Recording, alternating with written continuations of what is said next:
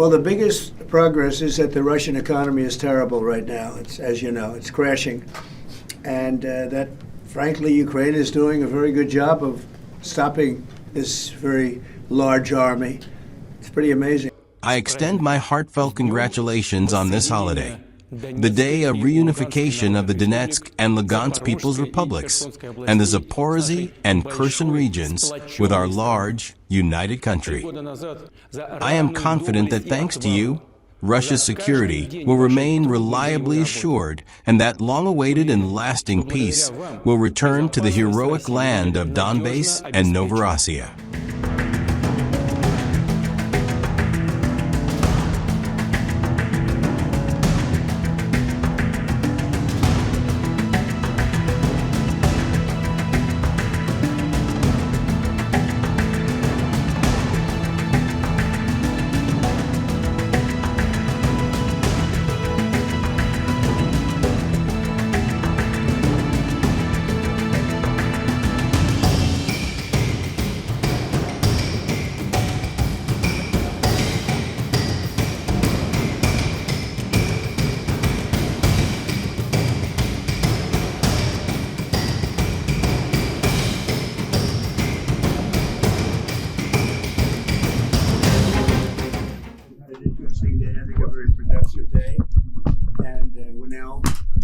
We're going to start a meeting with the president, who we all know very well, and he's a brave man, and he's putting up one hell of a fight, and we'll see how that all turns out. But we're going to have a meeting, and we have about 30 meetings scheduled today. We have a lot of meetings scheduled today, going pretty late into the night.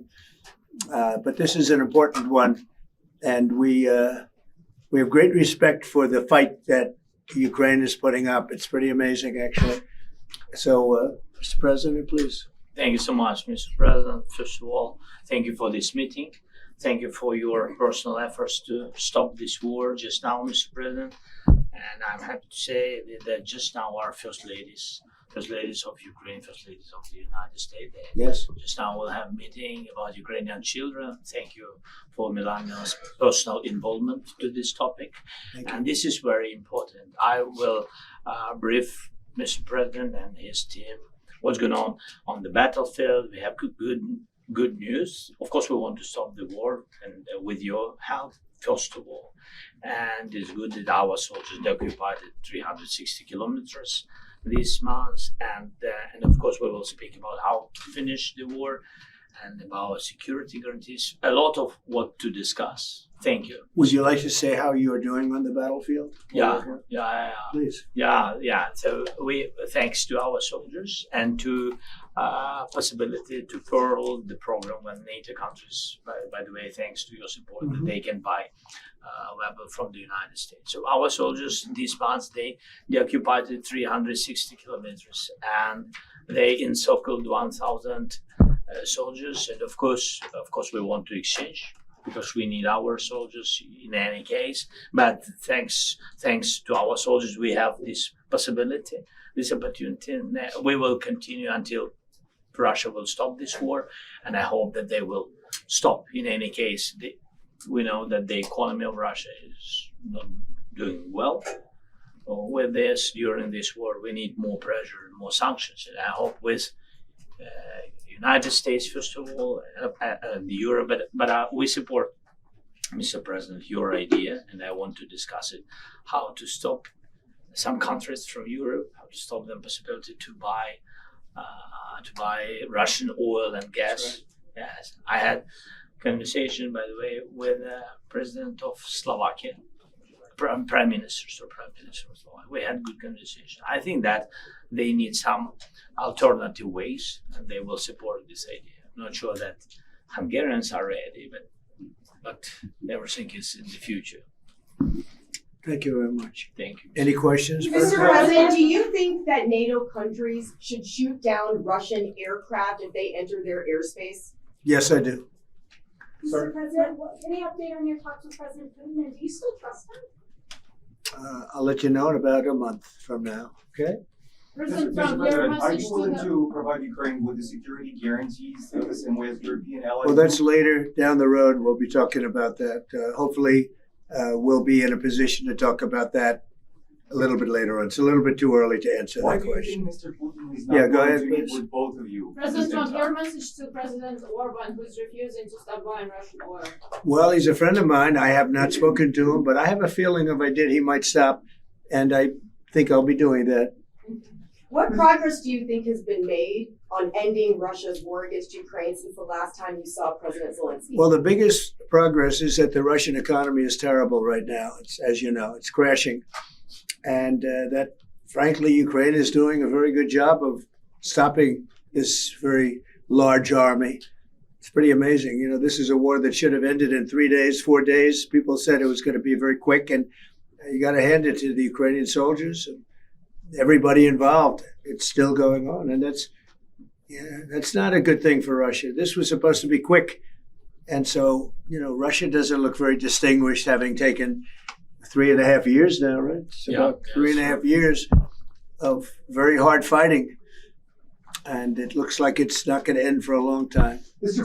President, have you been briefed on the latest alleged drone incursion into Denmark? What do you think of that? And Where are they? Into Denmark, Copenhagen. Denmark is saying that there were Some some drones drones at at the airport, possibly Russian sabotage.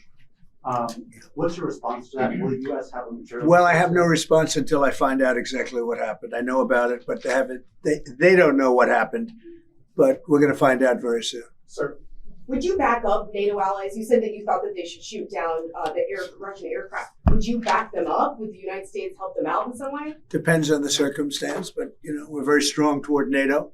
NATO has stepped up. You know, when they went from 2% to 5%, that was great unity. Trillions of dollars is being pumped in, and they're paying us for the weapons that we send. But that was a big day that nobody thought a thing like that could happen. You had countries that weren't paying 2%, and now they're all paying 5%. That's a lot of money. It's a lot of weapons they're buying, and they're buying them from us. They're buying them from the U.S. You know, in the old days, Biden gave them everything, gave them $350 billion worth of money and weapons. That's a lot of money and a lot of weapons, and we got really not much for it. We gave the money to Ukraine to fight, and they've proven they're very brave. I mean, look, they're fighting, and this is a war going on 3.5 years, and people thought it would be over quickly because Russia's a big military power, and Ukraine, I tell you, they are good fighters. Got to hand it to them. They have a lot of courage, a lot of guts.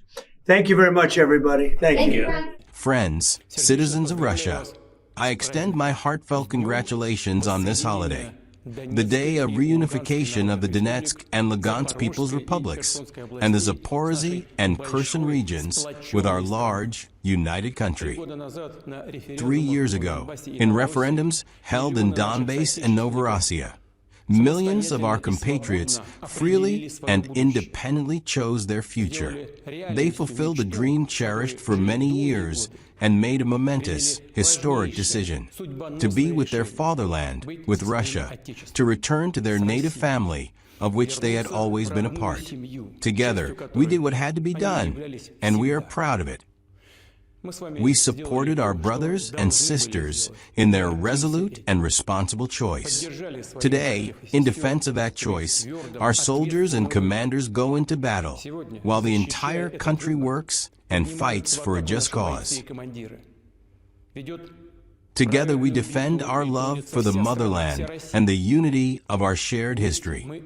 We fight and prevail, safeguarding our vital national interests, our common memory and values, the Russian language, traditions, culture, and faith, as well as our sacred right to honor the feats of our forefathers, generations of true patriots of Russia, both warriors and workers. Together, shoulder to shoulder, we will continue to build our common home, a great and independent nation, a sovereign state. We will overcome every trial and emerge even stronger.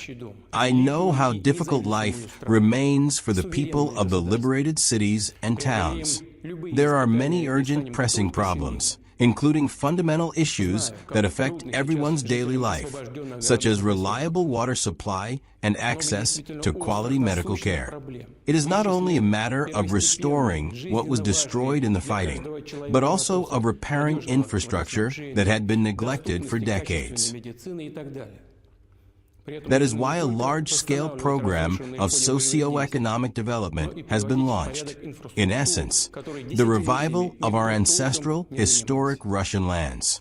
The whole country, all Russian regions, are taking part. Thanks to their direct involvement and significant federal support. More than 23,500 facilities have been built or renovated in Donbas and Novorossiya since 2022. These include housing and schools, modern medical centers, sports facilities, and advanced youth centers. Energy, communications, utilities, and transport systems are being upgraded. Already 460 kilometers of utility networks and 6,350 kilometers of roads have been laid or modernized. Yes, much remains to be done, but every task we have set will, without doubt, be accomplished. We will create the conditions needed to unlock the enormous potential of Donbas and Novorossiya. Industrial, agricultural, scientific, and cultural. These territories will become places where new families are created, children and grandchildren are raised, and opportunities grow for education, creativity, self-realization, and professional advancement. On this holiday, in the year of the Defender of the Fatherland, I wish to address special gratitude to the soldiers and officers, the true heroes of our time. Thank you for your loyalty to the motherland, for your courage and valor, and for the dedication you show every day in your demanding military service.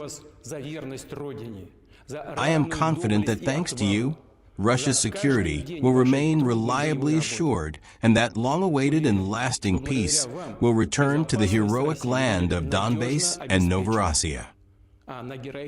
We are together, and that means all our plans will be fulfilled.